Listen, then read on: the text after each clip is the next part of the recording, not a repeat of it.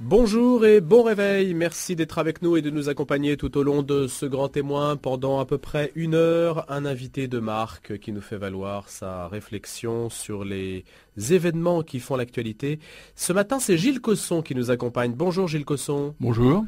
Merci d'être avec nous en direct. Vous êtes polytechnicien, écrivain, vous avez exercé de hautes fonctions dans le monde industriel, dans le monde financier. Et vous avez consacré maintenant une partie de votre vie à l'écriture. Alors ce matin, nous allons parler d'un sujet quelque peu insolite. On s'est interrogé en début de semaine avec Henri Hude sur la notion de décideur, sur la notion d'avenir. Comment préparer notre avenir? Eh bien ce matin, on va, grâce à vous, mettre le projecteur sur le passé, très loin dans le passé, mais c'est une illusion parce que vous allez voir, ce passé va nous permettre de comprendre le temps présent.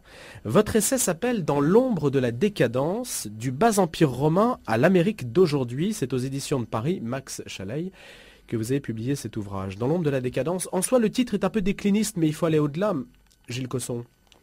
Oui, certainement. Je pense que le titre vise simplement à faire ressortir une mise en perspective historique de tout ce qui accompagne un état de décadence. Alors bien entendu, on peut en discuter, mais je crois que c'est ça qui est intéressant. C'est cette comparaison entre deux époques très intéressantes, époques de mutation profonde comme celle que nous vivons.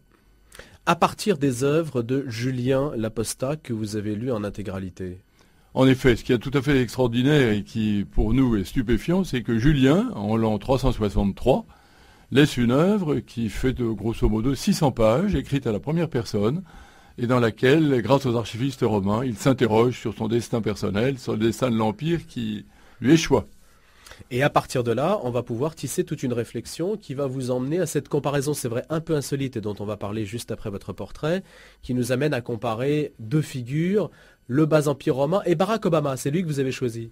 Oui, parce que Barack Obama représente un peu comme Julien une de ces figures qui sortent de l'ordinaire, qui sortent des dynasties usuelles, et que les populations qui s'inquiètent appellent à l'aide quand il s'agit de résoudre des problèmes majeurs.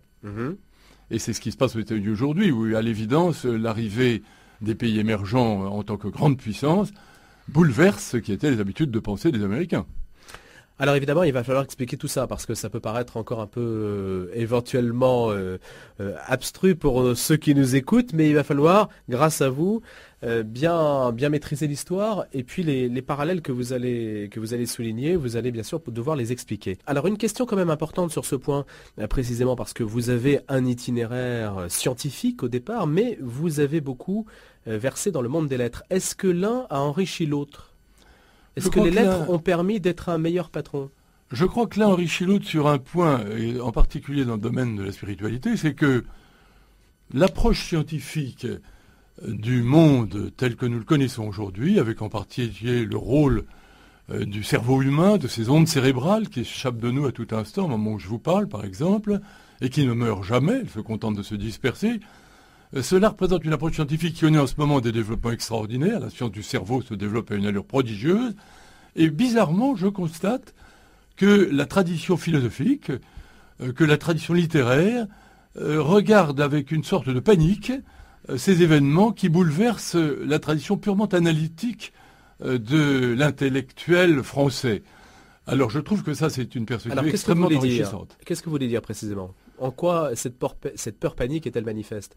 Eh bien, je trouve qu'il y a un manque de créativité ou un manque d'intégration de ce que la science aujourd'hui nous apporte et qui en effet bouleverse nos habitudes de pensée. Parce que le fait que notre cerveau, ce qui est admis aujourd'hui, est capable de mouvoir à distance, car on en est là, des robots simples en donnant des ordres simples, ou de transmettre la pensée dans des conditions tout à fait extraordinaires, est quelque chose qui évidemment bouleverse ce que les Grecs nous ont appris, c'est-à-dire le fait que c'est par l'analyse et uniquement par l'analyse que l'on va progresser dans l'ordre de la connaissance. En fait, nous savons maintenant que le monde comporte une composante spirituelle considérable qui est celle de toutes ces pensées émises depuis l'origine des temps par tous les êtres intelligents qui s'exercent dans l'univers, et Dieu sait qu'il doit y en avoir. Et cette approche-là bouleverse l'approche philosophique du monde, de façon très étrange. Et c'est pour ça que je me suis penché là-dessus, d'ailleurs. Très peu de philosophes contemporains ont été saisis par ce vertige. Ils sont plutôt il préfère oublier cet aspect peut-être un peu déconcertant en effet, mais qui est fondamental maintenant. Alors concrètement, vous voulez dire que l'esprit analytique qui aujourd'hui domine n'a pas pris la mesure d'une nouvelle réalité, de cette réalité qui est plus intuitive. Comment existe-t-elle cette réalité? Oui, je pense que c'est un très bon rappel des choses. Je pense que le monde comporte à l'évidence une composante intuitive, que cette composante intuitive peut être d'une certaine façon le reflet de ce monde spirituel qui nous entoure depuis toujours, et que cette composante intuitive va assez contre la tradition cartésienne française, qui est de partir d'une idée, de passer à une autre, et progressivement d'introduire une philosophie. Or, c'est justement cette approche double, intuitive et rationnelle, qui peut fournir un élément, d'apaisement entre toutes ces philosophies parfois extrêmement violentes qui s'exercent autour de nous. Donc foi et raison, typiquement. Oui, tout à fait, on peut dire ça, en effet. Je crois que plus que jamais, nous avons la possibilité de réconcilier les deux aspects du monde, l'aspect spirituel et l'aspect matériel, et au sein de chacun de nous, cette même confrontation. Est-ce que vous diriez que l'Église aujourd'hui est peu audible parce qu'elle essaie d'argumenter, d'apporter toujours des éléments rationnels qui s'opposeraient à la réalité intuitive que vous décrivez? Écoutez, il est certain que ce que j'appelle la grande tradition française spiritualiste, celle des Péguy, celle de Bernanos, celle de ceux qui mettaient en avant l'intuition dans l'approche, ou celle de Claudel, l'intuition dans l'approche de l'invisible, du monde invisible, monde spirituel. Cette grande tradition qui a produit d'immenses œuvres, et j'ajoute quelques saints, chemin faisant dans notre histoire, cette grande tradition a tendance aujourd'hui à être remplacée par l'écoute indéfiniment. Il faut écouter ce que dit le voisin, ce qui est très bien. Il faut argumenter avec lui sans jamais le blesser, ce qui est très bien aussi. Mais on en vient parfois, chemin faisant, de mon point de vue, à oublier l'essentiel. L'écoute, le dialogue, finalement, finissent à tuer la réalité divine. C'est ce que vous semblez dire. C'est un peu sommaire, bien sûr. Un peu sommaire, je n'irai pas jusque-là. Mais enfin, il me semble que, d'une certaine façon, la vocation militante... C'est un paradoxe quand même. Oui, c'est un paradoxe. La vocation militante, la vocation spiritualiste pure, la vocation intuitive, l'appel aux ressources cachées et au monde invisible a été largement occulté par une volonté de se mettre au niveau de l'homme. Alors, dernier point, Gilles Cosson, est-ce que dans votre carrière industrielle, vous avez déjà fait appel, dans des situations concrètes, à cette réalité, à ce monde caché dont vous parlez? Oui, certainement, mais je ne l'ai pas fait seul. Je pense à un certain nombre de grands patrons que j'ai très bien connus et qui étaient mus par une éthique personnelle très forte. Il ne faut pas s'imaginer, ce qu'on entend trop souvent, que le monde industriel en particulier est un monde mu par le seul cynisme, dans lequel seuls comptent les résultats financiers. Absolument pas. Moi, je témoigne du fait que j'ai connu de grands patrons, que je ne nomme pas. Enfin, j'en cite un parce qu'il est mort depuis longtemps, Georges Besse, qui a été le patron de Renault et le patron du nucléaire français. J'ai connu de grands patrons qui répondaient à une éthique extraordinairement forte et qui mettaient tous leurs actes sous un signe. Et je dois dire que ça m'impressionnait toujours et je me sentais proche de ces gens-là. Dans d'autres cas, eh bien, c'est simplement la capacité de réagir à des situations difficiles où l'on va chercher des ressources au fond de soi-même. Alors, peut-être peut-on entamer l'examen un peu délicat, c'est vrai, parce qu'il va falloir l'expliquer quand même entre deux destins parallèles. Celui qui justifie cet examen, votre présence ce matin, ça s'appelle Dans l'ombre de la décadence, du bas empire romain à l'Amérique d'aujourd'hui. Ce sont donc deux destins, deux civilisations. Vous avez observé la fragilité de la situation actuelle en ce qui nous concerne et vous essayez de la comprendre à la lumière de périodes antérieures qui évidemment ne sont pas forcément aujourd'hui des références bien nettes dans l'esprit de nos contemporains, parce que le bas empire romain, on a bien une idée de Constantin, mais au-delà, c'est peut-être un petit peu plus flou. Oui, mais vous avez raison, c'est ça qui est d'ailleurs passionnant dans l'exercice, et comme beaucoup d'analyses de ce genre, elles apportent autant à celui qui lit qu'à celui qui écrit et qui va lire. Parce que le phénomène Julien dit l'apostat, après que Grégoire de Nazianze lui ait mis cette vilaine épithète sur le dos, est tout à fait passionnant, parce que c'est un homme qui, comme Obama, ne fait pas partie des familles automatiquement appelées à régner. Julien a vu toute sa famille exterminée par son cousin. On a tué son père, toute la famille.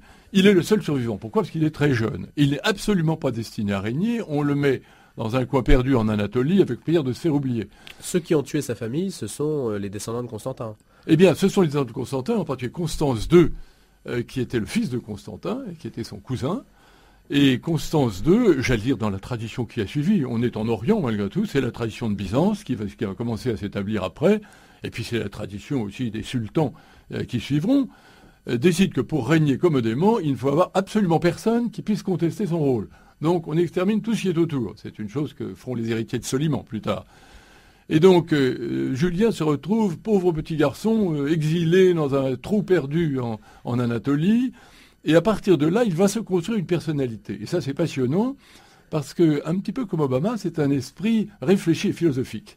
Il va donc se construire une personnalité très originale, et puis le hasard des choses, d'une façon tout à fait extraordinaire, va l'amener progressivement sur le chemin du règne, alors qu'il s'attend plutôt à être tué en route. Un jour, son cousin le convoque à la cour de Milan, car à l'époque la cour est à Milan, et lui propose de venir, et puis, sans qu'il sache pourquoi, 6 mois après, on le renvoie à Athènes, l'époque la plus heureuse de sa vie, où il se transforme en philosophe parmi les philosophes, il en gardera toujours la nostalgie, et puis son cousin le rappelle, et grâce entre autres à la femme de l'empereur régnant, Constance II, un jour, l'empereur décide de l'envoyer en Gaule. Alors là, c'est très sympathique, parce que ça se passe chez nous. Alors on envoie Julien en Gaule, à la tête d'une misérable cohorte, et comme dit Julien, on m'envoyait non pas du tout pour prendre la tête des armées, mais pour représenter vaguement l'image de l'empereur en étant en fait livré aux généraux désignés par celui-ci. Et chose extraordinaire, voilà que notre ami Julien, que tout destinait à être un petit peu un philosophe, un pseudo-philosophe, diront ceux qui ne l'aiment pas trop, eh bien voilà que notre ami Julien prend un maître d'armes et se transforme à la stupeur générale en un chef de guerre. C'est-à-dire qu'à l'époque, la Gaule est envahie déjà par les Germains, et en particulier les Germains qui ont été installés imprudemment par les Romains dans les frontières de l'Empire pour contrer des factieux. Et Julien va à la tête d'un certain nombre de légions défaire complètement le roi des Germains, qui s'appelle Cnodomère, qu'il fait envoyer à Rome dans un des derniers triomphes de l'Empire. Et il devient une personnalité très aimée de ces légions. Et où réside-t-il? Et là, c'est très sympathique pour nous, car il en parle avec beaucoup d'estime, à Lutèce. Notre vieille Lutèce, c'est les termes de Cluny, on a d'ailleurs souvent dit les termes de Julien, et il adore la Gaule, il aime beaucoup les légions gauloises, qui s'appellent d'ailleurs, elles ont des noms charmants, elles s'appellent les Pétulants et les Celtes, par exemple, les 2 grandes légions gauloises. Alors il est heureux comme tout avec ces gens-là, ils le sentent, le contact s'établit entre eux, et il est porté sur le podium, en triomphe, et on lui demande de prendre la tête de l'Empire. Alors là, c'est évidemment une révolte ouverte contre l'empereur régnant. Il essaie de résister, mais ces braves légionnaires disent « c'est toi qu'il faut ». On était porté par l'armée à l'époque. Absolument porté par l'armée, c'est d'ailleurs assez classique dans cette fin d'Empire. Et voici notre Julien, disons, empereur putatif, puisque l'autre est toujours vivant. Et alors, il risque de se dérouler une de ces guerres civiles dont malheureusement la Rome de l'époque est friande. L'empereur Constance II, qui guerroie à l'époque contre les Perses, revient à bride abattue pour combattre son cousin, mais ne voilà-t-il pas, c'est le destin qui parle, qu'il meurt en route, d'une maladie foudroyante. Et au moment de mourir, dans un beau geste, il désigne Julien comme son successeur. Et voit donc l'Empire réunifié. Et Julien, à partir de ce moment-là, devient l'empereur légitime. Alors on est en 361 pour être précis. En 361 et à l'âge de 31 ans. Quelle est la relation qu'il entretient avec le christianisme qui a déjà pris beaucoup d'importance? Beaucoup. Et alors il entretient une relation ambiguë, parce que dans sa jeunesse... Assez mauvaise quand même, il écrira même un essai contre les Galiléens. Oui. Alors, ça a été essai contre Galien, d'ailleurs largement perdu. C'est une de ses seules œuvres qui ne nous est pas parvenue, sinon par ricochet, c'est-à-dire pas les critiques de ceux qui ont évidemment détesté ce travail. Julien est élevé dans la religion chrétienne, puisqu'il a été baptisé très jeune, ce qui à l'époque était plutôt rare. Rappelons que Constantin a été baptisé sur son lit de mort. Julien est baptisé, est élevé dans la religion chrétienne. Il est même lecteur dans l'église de la petite localité d'Annecy où il est. Et puis, en vieillissant, se produit en lui une mutation, et je crois qu'il faut voir qu'elle est largement d'origine politique, parce que Julien s'interroge sur ce grand empire qui a tant apporté au monde, et il se dit vouloir imposer au monde romain si divers... Une seule religion. Voilà, des Égyptiens qui ont encore le culte d'Isis, des Syriens, on retrouve Mithra, etc. Vouloir imposer une seule religion, c'est la mort de l'empire, ou du moins ça risque de le conduire au déchirement, et du coup il revient à la religion traditionnelle de Rome, qui est d'ailleurs une religion extrêmement tolérante, et que les néoplatoniciens ont transformé en fait en une sorte de panthéon très ouvert, où on admet les divinités venant de partout. Il sera connu d'ailleurs pour son édit de tolérance lui-même. Absolument, absolument. Alors Il décide donc une fois empereur de rendre la liberté à toutes les régions, mais il fait comme une lourde erreur qui lui a été reprochée par beaucoup à juste titre. Il décide d'interdire d'enseignement les maîtres chrétiens, et ça ne lui a pas été pardonné même par ses turiféraires. Pour quelle raison? Parce qu'il dit « Je ne vois pas comment des maîtres qui professent une religion aussi forte pourraient ouvrir les esprits à la sagesse hellénique. » Alors ça, je crois que c'est une erreur, c'est son erreur, car sur le reste des choses, il n'y a pas grand-chose à lui reprocher. Gilles Cosson, dans l'ombre de la décadence, on a un portrait de Julien et un rappel de son itinéraire. Quel est le premier point commun que l'on pourrait faire avec la période actuelle? Puis on y reviendra bien sûr juste après les infos. Alors le premier point commun, c'est évidemment le fait que l'époque est une époque de bouleversement extraordinaire. Parce que Rome finissante a transmis sa science à ce qu'on appelle à l'époque les barbares, c'est-à-dire toutes les peuplades qui sont autour de Rome, et qui ont acquis en particulier l'art guerrier des Romains, qui pendant longtemps a été leur force numéro un. Donc un transfert de technologie, c'est ce qu'on dirait aujourd'hui. Transfert de technologie, et également, disons, accroissement de la puissance des voisins, qui veulent leur part de gâteau, et qui pour une part ont été largement introduits à l'intérieur des frontières.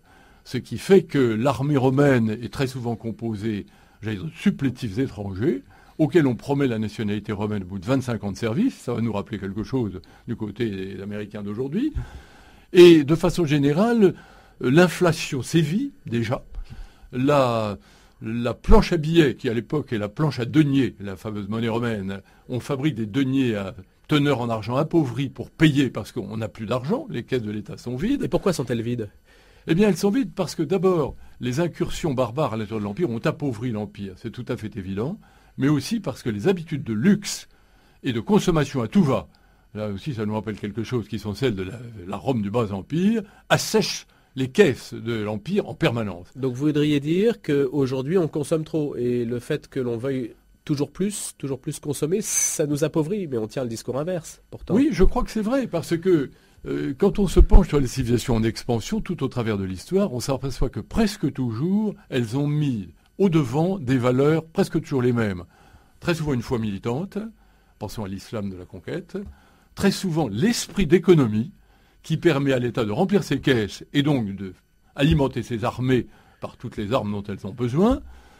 Et donc tout ceci converge pour dire que, indiscutablement, les signes qui accompagnent la décadence sont très souvent des signes dans lesquels les habitudes de luxe, les habitudes de consommation, le fait qu'on aime plus se priver, qu'on n'aime pas faire d'efforts, ce sont souvent des signaux d'alerte. Voilà. Effondrement démographique également? Alors, effondrement démographique, je n'irai pas jusque-là. Je pense plutôt que je dirais stabilité démographique dans un monde qui, lui, pousse de toutes parts, puisqu'il faut se souvenir qu'après Julien vont venir les grandes inventions des Huns, les grandes invasions des Huns, qui repoussent les populations des Goths, par exemple, à l'intérieur de l'Empire romain, parce que les malheureux sont obligés de passer le Danube, qui est la frontière de l'époque, pour échapper à ces envahisseurs. Et donc la pression démographique vient de l'extérieur, même si l'Empire effondrement romain... plutôt de l'intérieur de l'Empire. Oui, alors à l'intérieur de l'Empire, en effet, je ne crois pas qu'on puisse là-dessus. dire qu'il y a... Voilà. On va y revenir, Gilles Cosson, sur ces aspects-là. Tout à fait passionnant. Dans l'ombre de la décadence, aux éditions de Paris Max Chaleil, du bas empire romain à l'Amérique d'aujourd'hui. L'Amérique, c'est une métaphore pour désigner l'ensemble du monde occidental. On l'aura bien sûr compris, et cela nous concerne. On en parle avec vous, Gilles Cosson. On y revient juste après 8h. À tout de suite.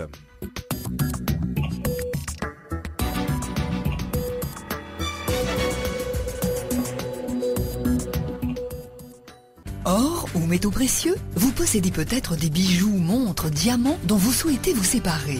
À Paris, dans le 6e arrondissement, Boursor achète en toute discrétion vos valeurs. Lingots, pièces cotées, diamants, platines, bijoux, montres, débris, ainsi que l'argent sous toutes ses formes. Règlement immédiat après estimation, expertise gratuite. Boursor, 125 rue de Sèvres, 01 43 06 16 21. 43 06 16 21.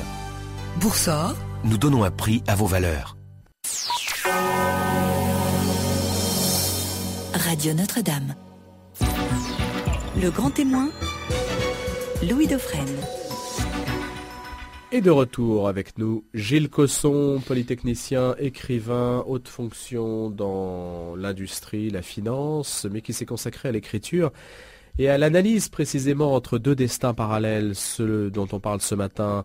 Dans l'ombre de la décadence, du bas empire romain à l'Amérique d'aujourd'hui, c'est Obama, Julien l'Apostat, des siècles les séparent, mais des indices les réunissent, et on va essayer de creuser un petit peu les choses.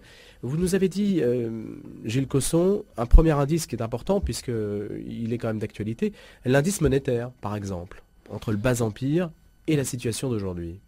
Oui, il est certain que le bas empire romain, Julien en l'espèce et Obama, font face à peu près au même problème, c'est-à-dire une population qui a pris des habitudes de consommation luxueuses, en tous les cas de consommation très large, y compris par l'emprunt, et une raréfaction en face des ressources disponibles.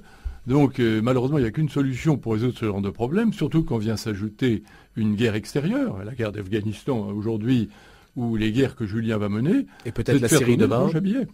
Faire tourner un chabier. Alors à l'époque, bien sûr, ce ne sont pas des billets de banque, ce sont des deniers en argent, j'en ai quelques-uns trouvés dans des fouilles, mais on oublie souvent que la teneur en argent de ces deniers varie énormément, comme d'ailleurs la teneur des monnaies d'or. Et donc ce système va à terme générer de l'inflation, qui avait existé déjà avant, comme à notre époque, et va saper un peu plus les fondements de l'économie romaine. Mais alors maintenant que l'on a l'histoire qui a parlé après l'Empire romain, qui a donc disparu quasiment un siècle plus tard, est-ce qu'on peut déceler une évolution qui serait semblable à la nôtre ? Je crois que ce qui doit attirer l'attention de tout le monde, tous les Occidentaux, et les Américains au premier chef, mais des Européens aussi, c'est le fait qu'il y a d'une certaine façon une grande difficulté pour des populations habituées au confort matériel, confort intellectuel, d'avoir été le phare du monde pendant plusieurs siècles, une grande difficulté de regarder la réalité en face, et cette forme de déni de réalité, c'est vraiment ce qui est le plus inquiétant. Parce que je crois que tout peuple, et le peuple américain n'y échappe pas, qui a été absolument dominant, comme l'a été la langue française, on a connu ça, ce problème de recul de notre langue, eh bien, est amené par obligation à s'interroger sur lui-même et à se dire qu'est-ce qui a fait ma force, mais surtout, qu'est-ce qui fera ma force demain ? Et si je n'ai pas la volonté d'affronter les yeux grands ouverts les difficultés nouvelles, eh bien, il y a de grandes chances pour qu'à terme, ma position s'affaiblisse progressivement. Et c'est en ça que le parallèle est très impressionnant. Julien a-t-il pris les mesures pour redresser la situation ? Alors Julien avait paradoxalement pris des mesures, et ça plairait à certains pour redresser la situation. La première, c'est bien sûr d'essayer de rétablir un peu d'ordre dans les finances, mais aussi en faisant des remises d'impôts. Parce que Julien en Gaule, toujours notre cher pays, trouve un pays qui est écrasé par les impôts. Les Romains qui n'ont plus d'argent, ce n'est pas nouveau alors. C'est pas nouveau. Et alors Julien, après avoir remis de l'ordre sur le plan militaire, c'est-à-dire après avoir rétabli l'intégrité du territoire, comme on dirait aujourd'hui, décide, pour relancer la machine, de diminuer les impôts. Paradoxe. Mais en fait, ça marche. Ça marche, mais d'abord parce qu'il a rétabli l'intégrité de l'Empire. Le problème que les Américains n'ont pas, car l'intégrité de l'Empire n'est pas menacée. Mais il est certain qu'il s'efforce de remettre de l'ordre de toutes les manières, mais tout au... Mais là aussi, c'est un paradoxe quand même, Gilles Cosson, parce que vous avez dit la première chose, que moins consommer, c'est le propre des puissances en expansion, précisément, et remettre les impôts, diminuer le poids des impôts, c'est aussi un signe de redressement. Oui, là, il y a un paradoxe. Je ne dis pas que c'est un signe de redressement, c'est une volonté de Julien de faire en sorte que la Gaule, qui était écrasée par les impôts, puisse souffler, à la fois militairement, puisque les troupes étrangères ont été rejetées en dehors du territoire, et permettre aussi, j'allais dire, à tous les propriétaires terriens, puisque la grande richesse à l'époque c'est ça, et les mines aussi, ne n'oublions pas les mines, d'investir dans leurs propriétés, de mettre de l'ordre, d'embaucher, et donc en fait de payer plus d'impôts.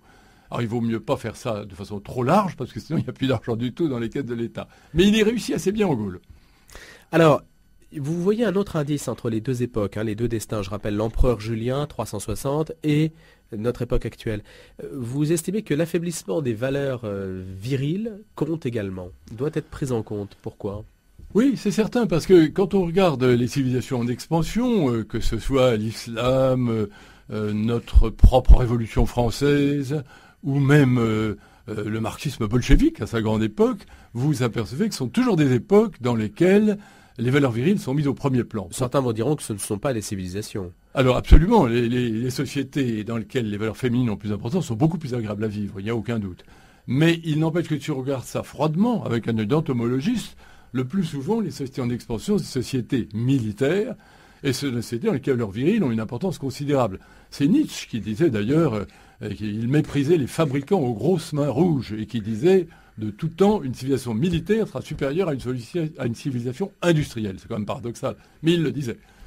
Et donc, il se trouve que cet affaiblissement va très souvent de pair avec un affaiblissement de la volonté de combattre. Alors ça, c'est très très net à l'époque de Rome.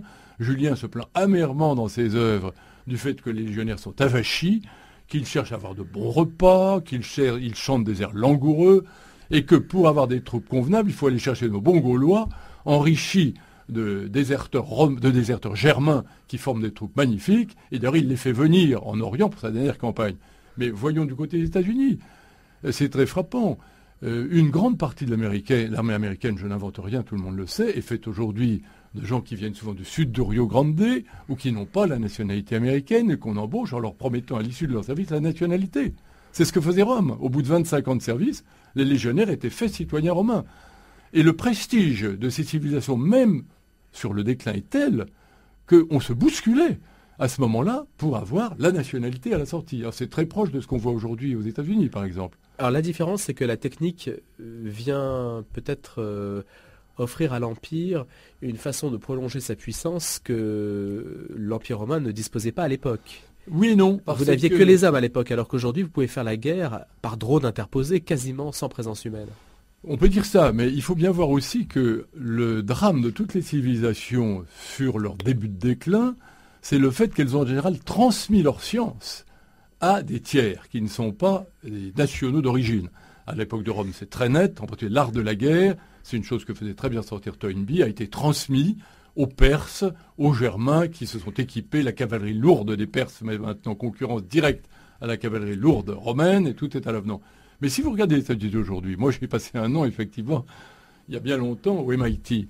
À l'époque, la suprématie intellectuelle et technologique américaine était indiscutée, absolument indiscutée. On venait de partout s'établir aux États-Unis après avoir fait ses études. Aujourd'hui, qu'est-ce qu'on voit ? Beaucoup de gens repartent. Beaucoup de Chinois très doués, comme chacun sait sur le plan actuel, repartent en Chine. Beaucoup d'Hindous, regardez ce qui se passe dans le domaine de l'informatique, repartent à Bombay ou ailleurs pour travailler dans l'informatique. Et donc, il faut bien se dire que la technologie, qui est en effet l'arme maîtresse, j'allais dire, des civilisations industrielles, comme le sont les États-Unis ou même la nôtre, est quelque chose qui se transmet. Vous savez très bien que l'industrie nucléaire française est sous très forte pression pour transmettre son savoir-faire en Chine, par exemple. Et donc, il ne faut pas s'imaginer que la supériorité ou la suprématie technologique est quelque chose de définitif. C'est quelque chose qui est beaucoup plus fragile qu'on ne croit et qui, en ce moment, aux États-Unis même, je ne dis pas vacille, mais enfin, est fortement attaqué. Donc, selon vous, nous devrions, nous autres, si nous parlons justement pour les responsables qui nous gouvernent, devraient avoir une politique beaucoup plus intelligente, beaucoup plus apte à discerner entre ce qui doit être transmis et ce qui ne doit pas l'être.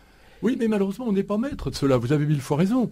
On n'en est pas maître. C'est ça, le propre des périodes d'immenses bouleversements de l'histoire, ce qu'on appelle aujourd'hui la mondialisation, et ce qui à l'époque de Rome était simplement la pression des peuplades extérieures, fait que, avec les meilleures volontés du monde, vous ne pouvez pas empêcher la technologie de franchir les frontières. Comment voulez-vous faire ? Vous avez quelqu'un qui vient étudier au MIT, au Caltech, à Stanford, je ne sais où aux États-Unis, ou dans nos meilleures universités. Polytechnique accueille beaucoup d'étudiants étrangers, soit dit en passant.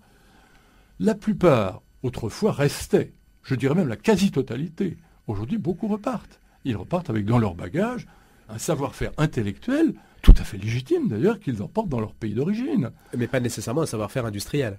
Alors le savoir-faire industriel, c'est un peu la même chose, parce que nous avons désespérément besoin, pour acheter nos iPads ou même les jouets chinois ou n'importe quoi, nous avons désespérément besoin de vendre. Pour acheter, il faut vendre. C'est ce que Rome savait très bien. Elle vendait beaucoup, y compris à la Chine à l'époque, ce qu'on oublie souvent, ou à l'Inde. Qu'est-ce qu'on vendait à l'époque ? À l'époque, on vendait de la soie, on achetait de la soie, on vendait de l'ambre, on vendait des esclaves, on vendait du cuivre travaillé, on vendait du fer travaillé. L'acier syrien a acquis sa réputation à ce moment-là. L'acier syrien, l'acier des épées, le fameux acier damasquiné, c'est de cette époque que ça commence à venir. Donc vous ne pouvez pas acheter si vous ne vendez pas. Donc la France est dans l'obligation de vendre ses centrales nucléaires, ou de vendre ses voitures, ou de vendre son TGV. Mais ce faisant, que demandent les pays qui accueillent ? Ils disent, on veut bien vous acheter une centrale, mais bien entendu, transfert de technologie. Et donc vous avez là un phénomène extrêmement puissant, et il est à peu près impossible de se mettre en travers de ce phénomène-là. Alors la question, Gilles Cosson, c'est bien sûr, qu'est-ce qui fera, vous l'avez posé cette question d'ailleurs, qu'est-ce qui fera notre différence demain ? Je crois que c'est une vraie question. En quoi serons-nous désirés en fait, c'est ça ? Tout à fait, je crois que c'est une vraie question et il est tout à fait clair qu'il faut encourager de toutes les façons la créativité et la recherche technologique, parce que c'est là la grande force de l'Occident encore aujourd'hui, qui nous est enviée par le monde, mais n'oublions pas encore une fois que les Chinois ont maintenant des fusées sur orbite, des satellites sur orbite, que les Indiens sont capables également, etc. Donc notre force c'est cela, et puis il y en a une, personnellement, qui me paraît faiblir, et ceci m'inquiète aussi, c'est ce que j'appelle la force philosophique. Les philosophies structurantes étaient autrefois le propre de l'Occident. Le christianisme, on pourrait dire aussi l'encyclopédie, même le marxisme, tout ça est venu de chez nous. Et ce sont des philosophies qui ont pénétré le monde et ont assuré à l'Occident un rayonnement intellectuel sans égal. Aujourd'hui, ce qui me frappe beaucoup, c'est que quand vous regardez la mondialisation et l'influence qu'elle a sur l'Occident, vous vous apercevez qu'il n'y a pas aujourd'hui de grande philosophie en attente. C'est tout à fait stupéfiant. Quand la Révolution française a éclaté, nous avions l'encyclopédie en attente. Lorsque les bolcheviks ont pris le pouvoir, on peut en penser ce qu'on veut, il y avait la philosophie marxiste en attente. Mais aujourd'hui, qu'est-ce que nous avons face à la mondialisation ? Nous avons, bien sûr, un vieux socle commun à l'Occident, en particulier le socle chrétien, mais aussi le socle encyclopédique, qui s'affaiblit. L'Occident, indiscutablement, éprouve une certaine perte de confiance dans ses propres valeurs. Et en face de nous, nous avons des populations soit d'Extrême-Orient très souples, avec une façon de voir le monde très proche de la nature et qui ne demandent pas du tout l'exigence que nous mettons nous. Et puis nous avons par ailleurs aussi un islam très militant, sûr de son bon droit. Et donc là aussi, nous sommes faibles. Gilles Cosson, avec nous ce matin, c'est notre grand témoin dans l'ombre de la décadence aux éditions de Paris Max Chaleil, 8h15, l'éditorial. L'éditorial. Gérard Leclerc. C'est la rentrée parlementaire et on en parle avec Gérard Leclerc. La rentrée parlementaire d'hier a donc obéi au cérémonial traditionnel qui accompagne l'élection du président de l'Assemblée nationale. C'est toujours comme un moment de respiration qui précède le face-à-face des camps et leurs premières escarmouches. L'unité se trouve célébrée autour d'un doyen qui se garde bien dans son discours inaugural d'attiser les passions. François Sellier a ainsi rendu hommage à sa maman centenaire et a cité Tocqueville et Todorov en se situant sur des hauteurs consensuelles. Qui s'en plaindrait ? De même, la plus jeune des parlementaires, Marion Maréchal Le Pen, accueillait ses nouveaux collègues venus déposer leur bulletin dans l'urne sans qu'on lui manifeste aigreur ou hostilité. Mais ce n'était qu'une parenthèse. Une fois Claude Barthelone installé au perchoir, les discussions vont redevenir clivantes et les partis vont structurer les débats en raison de leurs idéologies, de leurs intérêts et de leur soutien ou de leur opposition au gouvernement. Le doyen a semblé manifester comme un soupçon de regret à l'égard de la logique partisane en rappelant la primauté de l'intérêt général. Mais peut-on concevoir une vie parlementaire sans organisation civique bien structurée ? Pour la première fois, je crois, la Constitution de la Ve République leur a reconnu un rôle indispensable dans l'expression du suffrage et l'animation de la vie politique. Ce n'était pas l'avis de la philosophe Simone Veil qui avait explicitement réclamé l'abolition des partis qui, à son avis, faussaient cet exercice du bien commun en répondant à des logiques souvent perverses. Mais elle manifestait là un souci bien difficile à satisfaire, même si elle n'était pas loin d'un Jean-Jacques Rousseau, soucieux d'unir un même peuple au-delà des intérêts individuels et catégoriels. Qui, plus que De Gaulle, s'est insurgé contre l'esprit partisan qui avait empoisonné la Troisième et la Quatrième République. Il n'en avait pas moins admis qu'on fasse droit aux partis d'exercer pleinement leurs fonctions en 1958. À ces partis de se montrer dignes de leur mission en s'ouvrant notamment à un dialogue riche et exigeant. C'est tout ce qu'on peut souhaiter à cette Assemblée qui devra affronter bien des orages et prendre des décisions graves sur lesquelles elle sera jugée par la postérité. Radio Notre-Dame, le grand témoin. Gilles Cosson avec nous en direct dans l'ombre de la décadence aux éditions de Paris, Max Chaleil, la rentrée parlementaire sous l'œil de Gérard Leclerc. Que pensez-vous aujourd'hui de ces clivages au sein du monde politique ? Est-ce que vous estimez, puisque vous disiez tout à l'heure qu'il n'y a plus de philosophie structurante, autour de quoi se structure le débat d'idées, estimez-vous, Gilles Cosson ? Je pense que Effectivement, le clivage politique en lui-même est une bonne chose, car le débat d'idées est indispensable à la démocratie. Donc c'est quelque chose que je trouve positif. Mais il ne doit pas dépasser un certain niveau, et c'est là tout l'art, parce qu'au-delà de ce niveau intervient un clivage qui peut rendre les décisions nécessaires impossibles. Revenons aux États-Unis et à Obama. C'est la première fois dans l'histoire des États-Unis, que l'on observe un clivage aussi violent entre les républicains les plus conservateurs et les démocrates, au point que le président a le plus grand mal à faire avaler l'augmentation de la dette nécessaire à la survie tout simplement des États-Unis. Ça s'est produit, ça va se reproduire, au point que la réforme, vous le savez, sur le Medicare, la réforme sur la santé est aujourd'hui détruite, il n'y a pas d'autre mot, tous les matins par des spots infernaux diffusés tous les matins par les républicains. Et donc, à un certain moment, ça devient meurtrier. Et il est certain qu'aux États-Unis, cette opposition détruit la culture du compromis qui a toujours été voulue par les pères fondateurs. Parce que les pères fondateurs ont exigé des contre-pouvoirs à tous les niveaux, la Cour suprême, les gouverneurs des États, etc., le Congrès, le Sénat, qui ne sont jamais d'accord, la bureaucratie washingtonienne. Mais la contrepartie de ces contre-pouvoirs, qui est très positive, qui a toujours empêché l'arrivée d'un dictateur, c'est la nécessité du compromis. Or, Obama se trouve devant une quasi-impossibilité aujourd'hui d'aboutir à des compromis. Et ça, c'est inquiétant. Alors, en France, on n'en est pas là grâce au ciel, mais c'est vrai que la notion d'intérêt national supérieur, à un certain moment, doit transcender les intérêts partisans. Alors, pour revenir à la comparaison que vous faites entre Julien Laposta, le bas empire romain, la situation d'Obama, qui est en fait l'image de l'Occident aujourd'hui, et nous sommes concernés à ce titre-là, il y a à l'Empire romain ce qu'on appelle le limes, c'est-à-dire la frontière, la zone d'influence. Et on s'aperçoit qu'aujourd'hui, vous le dites à la lumière peut-être de ce qui se passe au Proche-Orient en ce moment, eh bien notre zone d'influence a tendance à se réduire. On ne sait plus très bien où aller ni qui rencontrer.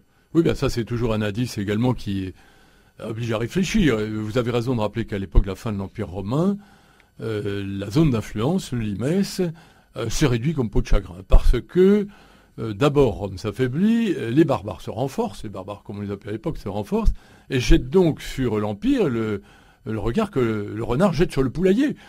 C'est là que se trouvent les richesses, c'est là que se trouvent les belles choses, l'or, l'argent, qu'attend-on ? Alors, ça va un peu loin la comparaison, bien sûr, mais il n'empêche que quand vous regardez ces alliés traditionnels de l'Amérique, qui ont été le Pakistan, l'Égypte, enfin tout le Proche-Orient, pro-occidental, on est comme ça. Vous apercevez que l'image des États-Unis s'est terriblement dégradée dans ces pays-là, à la fois en raison du réveil de l'islamisme, qui, il faut bien le dire, est souvent un peu exclusif, mais aussi parce que des erreurs ont été faites. Je suis de ceux qui pensent que la guerre d'Irak ne s'imposait pas, en tout cas la seconde. Et même l'Afghanistan, malgré le 11 septembre, on peut se poser la question, parce que quand on voit aujourd'hui qu'on n'a pas résolu le problème, que la crispation est toujours là et qu'elle s'est même accrue, on peut se poser la question, est-ce qu'il n'aurait pas été sage de laisser les idées faire leur chemin ? Tout simplement, les gens s'aperçoivent que c'était insupportable, la dictature taliban, par exemple. Donc l'interventionnisme américain, aujourd'hui, est un signe plutôt de la faiblesse. Eh bien, écoutez, c'est exactement ce qui a causé la perte de Julien. Julien, qui avait pourtant rétabli les frontières de la Gaule, par exemple, décide, on ne sait pourquoi, de régler son compte au tyran perse. Et de façon frappante, parce que c'est justement là qu'on peut faire une comparaison, qu'est-ce qu'il reproche aux Perses ? Il leur reproche leur obscurantisme, leur dureté à l'égard de leurs subordonnés, etc., etc. Et tout ce qu'on reproche à l'Iran d'aujourd'hui. Voilà, ils veulent reprocher la lumière de la philosophie hellénique. Mais peut-on apporter sérieusement les lumières de la philosophie hellénique à une population qui, depuis des siècles, vit dans la terreur de Marduk ou d'Ishtar, enfin de tous les dieux issus de la vieille philosophie proche-orientale. Alors, et Obama, c'est pareil. Enfin, c'est pas Obama, c'est Bush. Bush décide d'apporter aux Irakiens qui n'en ont pas tant les lumières de la démocratie. Mais si jamais l'Iran est attaqué... Et alors, si l'Iran est attaqué, c'est encore pire. Mais que veut dire cette notion de lumière de la démocratie dans des pays dans lesquels la démocratie ne fait pas partie du paysage ? Un dernier point, Gilles Cosson, parce que c'est un mot qui vous tient à cœur et qui peut peut-être représenter votre idée, justement, pour l'avenir. L'audace. Ben écoutez, oui, ça, c'est quelque chose qui me préoccupe, parce que quand on regarde cette inscription sous la statue de Danton, que j'aime bien, là, au carrefour de l'Odéon, qu'est-ce qu'on lit ? On dit Danton, de l'audace, toujours de l'audace, encore de l'audace. Et nous, qu'est-ce que nous offrons à nos peuples ? Le principe de précaution. Bon, le principe de précaution est fort estimable. Ça existait sous l'Empire romain, ça, le principe de précaution? Alors le principe de précaution n'existe pas, mais c'est ce que j'appelle les joies de l'hippodrome ou les joies des bains romains. La population se précautionne contre les maladies ou contre l'ennui en étant à l'hippodrome, et alors Julien s'en plaint en disant mais que reste-t-il de l'audace de nos pères fondateurs? Allez, ce sera votre dernier mot. Que reste-t-il de l'audace, précisément? Merci Gilles Cosson d'être venu ce matin en direct dans l'ombre de la décadence du bas empire romain à l'Amérique d'aujourd'hui. Cette comparaison entre deux destins parallèles, c'est aux éditions de Paris, Max Chalaï. Merci et bonne journée.